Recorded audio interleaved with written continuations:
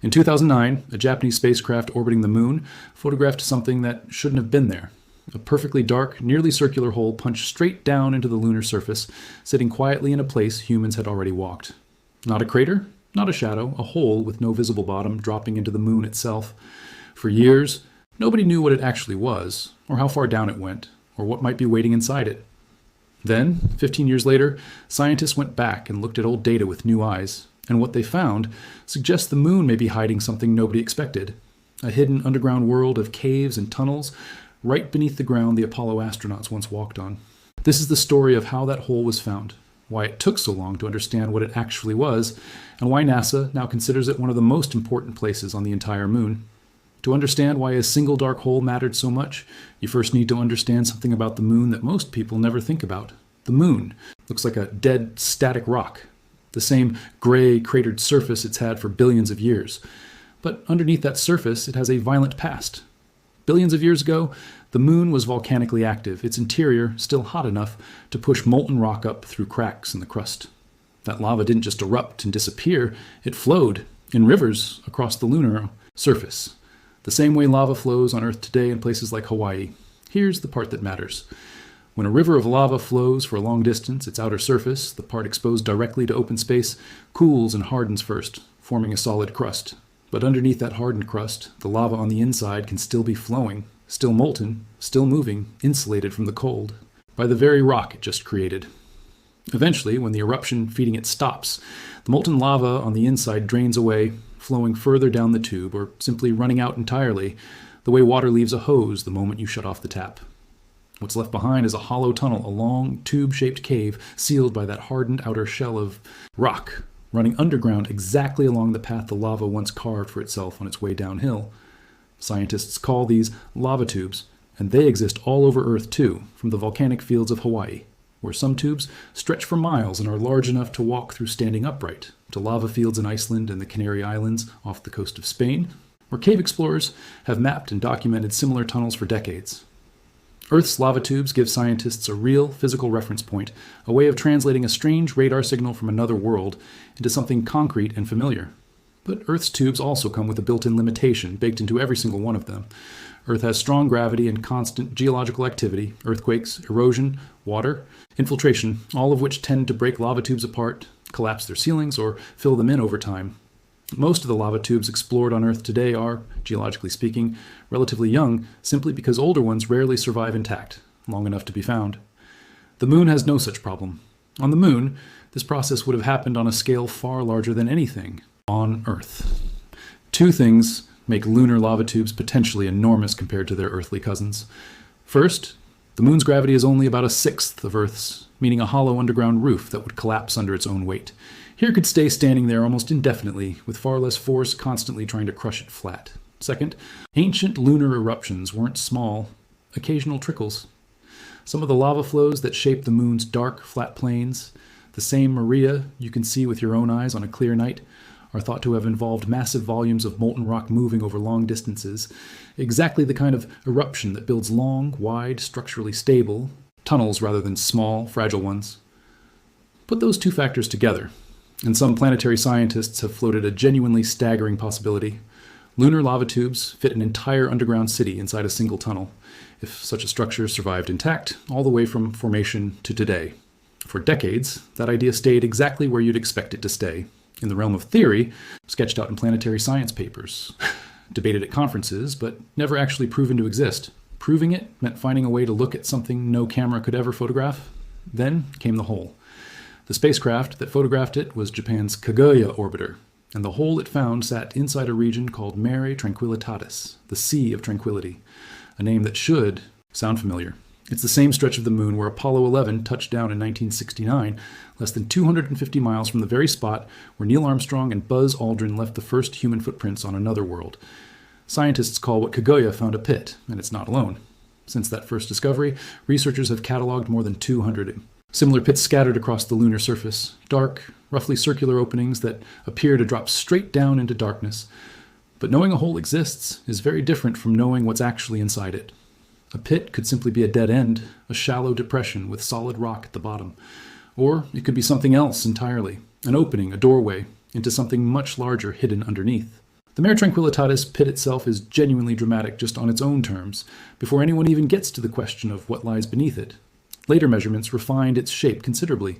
Its funnel-shaped upper opening stretches somewhere around 140 meters across, wide enough to swallow a football field sideways, before narrowing into a more defined inner pit, roughly 100 meters wide. From the rim, the walls drop away almost completely vertically, sheer enough that the sides remain visible in images down to a depth of around 80 meters, before darkness simply takes over and the camera can no longer make out anything at all. Total depth to the floor, somewhere around 100 toters to 130 meters, deep enough that if you dropped a stone from the rim, it would fall for several long seconds before it ever hit bottom. For years, scientists had no way to answer that question. Cameras orbiting the moon can photograph the surface in incredible detail, but a camera can't see into a shadow that light never reaches.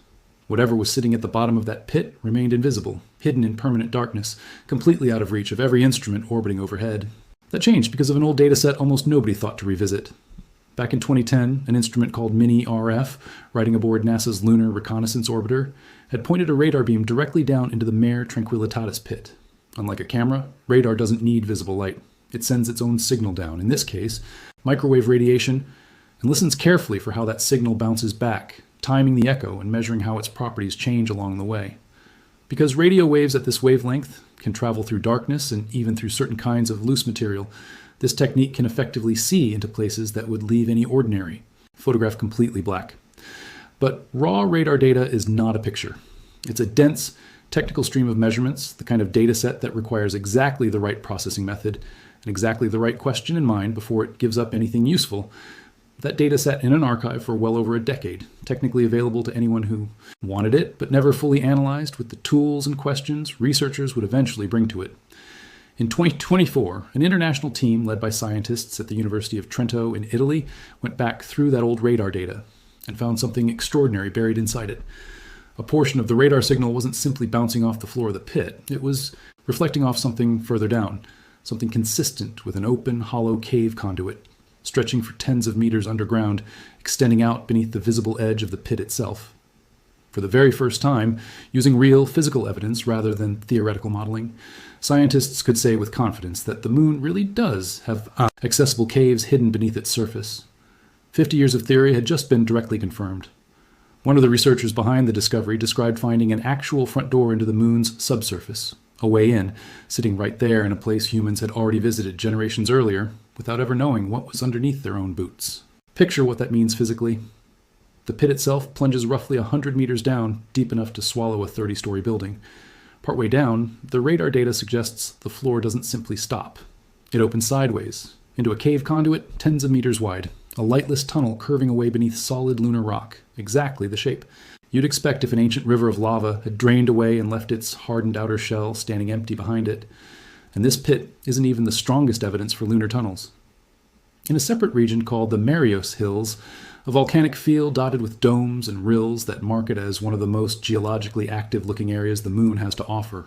An entirely different instrument, a radar sounder aboard the same Kaguya spacecraft that first found the pit, had already detected signs of what researchers described as an intact lava tube, an underground tunnel, not just partially open at one end like Tranquilitatis, but seemingly whole, stretching for a significant distance beneath the surface, sealed and undisturbed.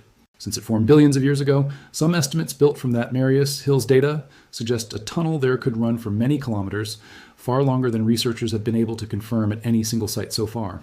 So now there are at least two separate lines of evidence gathered by two different instruments using two different techniques in two different locations on the moon, both pointing toward the same conclusion.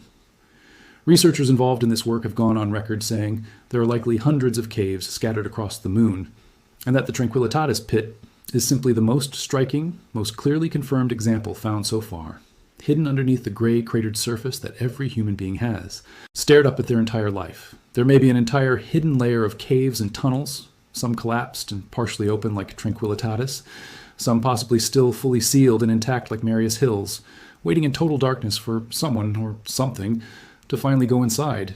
Here's where the story stops being just a geological curiosity and starts becoming one of the most important discoveries for the future of human space exploration.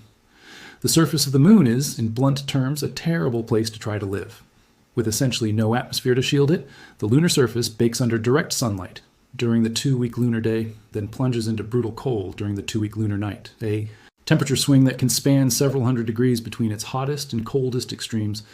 Add to that a complete lack of protection from solar radiation and a steady rain of micrometeorites, tiny fragments of rock and debris that strike the surface at extreme speeds with nothing to slow them down first. And you start to understand why building a long-term human base directly on the open lunar surface is such a punishing engineering problem. Now picture what it would be like just a few dozen meters below that same surface inside a lava tube. Researchers studying the inside that cave conduit would stay remarkably stable, hovering somewhere close to a comfortable, almost room temperature level, essentially unaffected by the punishing swings happening just above it on the open surface. That same solid rock ceiling that conceals the cave from orbiting cameras would also serve as a natural, ready-made shield, blocking radiation and micrometeorite impacts that would otherwise tear straight through the thin walls of any surface habitat. In other words, without a single human ever needing to pour a foundation or build a dome. Why, the moon may have already built its own shelters sometime around 3.5 billion years ago and simply waited for someone capable of finding them. Compare that to what building an equivalent surface shelter would actually require. Engineers designing surface habitats have looked at options like burying modules under piles of loose lunar soil, called regolith, thick, enough to block radiation, or constructing micrometeorite strikes over years of continuous use. Every version of that plan means hauling enormous amounts of material, either from Earth at extraordinary cost, or mined and processed on site using equipment that doesn't exist yet. A lava tube skips nearly all of that. The shielding is already there, already tested by 3.5 billion years of continuous bombardment. Already proven to work, simply sitting underground, doing nothing while everyone above it.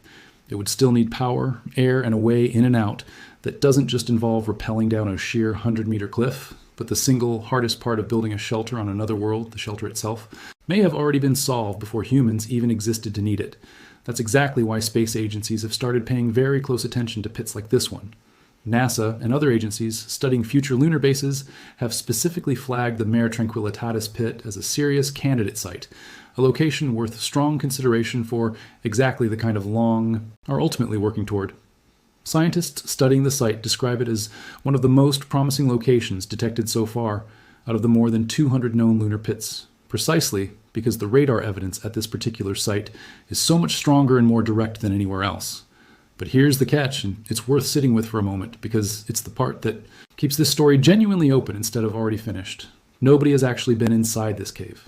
Nobody has driven a rover down into it, dropped a probe through the opening, or captured a single photograph of what its interior actually looks like up close. Everything scientists currently know comes from radar reflections, interpreted through models and comparisons to lava tubes here on Earth.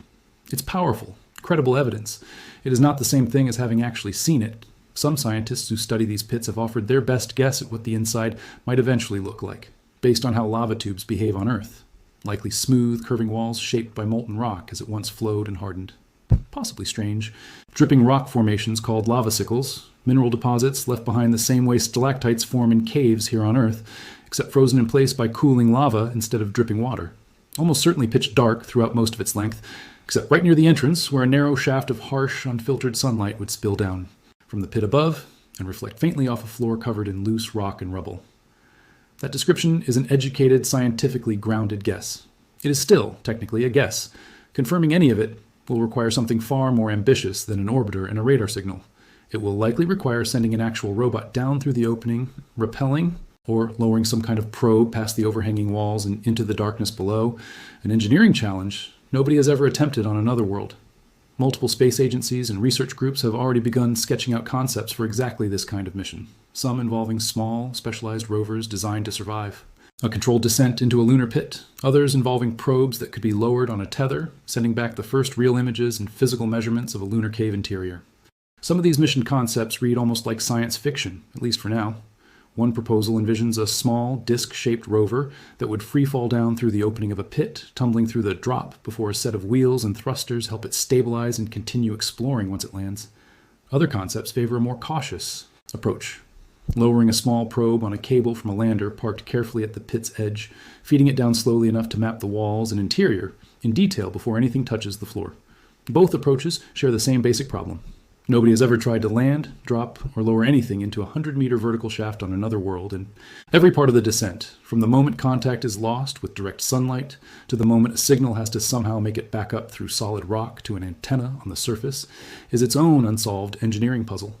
None of those missions have flown yet. For now, the front door that scientists say they found remains exactly that. A door confirmed to exist, standing open, with everything on the other side of it still completely unknown. Think about what that actually means. Sitting quietly on the moon right now while you watch this. There's a hole in the ground, less than 250 miles from where the first human footprints on another world were left more than 50 years ago. And underneath that hole, radar data says there is very likely a hollow space, cool, sheltered, and utterly untouched, that has been sitting there since long before human civilization existed on Earth. Whatever shape that space actually takes, whatever it truly looks like inside, has been waiting in absolute darkness for something like 3.5 billion years. Completely undisturbed, while entire species rose and vanished on the world right next door. And somewhere in the space agencies currently planning humanity's return to the moon, that hole is no longer just a strange photograph from 2009. It's a candidate, a real physical shelter that may already exist, fully formed, needing nothing built or assembled, just found and entered. If it turns out to be everything the radar data suggests, the first permanent human home beyond Earth might not be a structure engineers design and build from scratch at all. It might simply be a door the moon left open for us 3.5 billion years ago, long before there was anyone around yet to notice it was even there. There's something almost humbling about that idea if you actually sit with it for a moment.